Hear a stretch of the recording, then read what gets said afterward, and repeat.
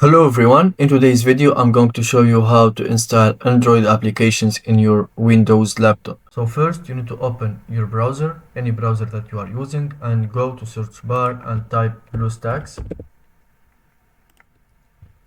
Then you will see the first official website. You click on that, you click on download, and once the download is finished you need to install the application.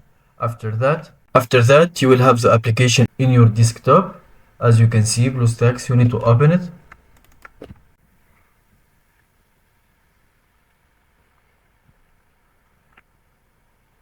After you open the application, you will see this page. You are going to click on the home screen, as you can see here.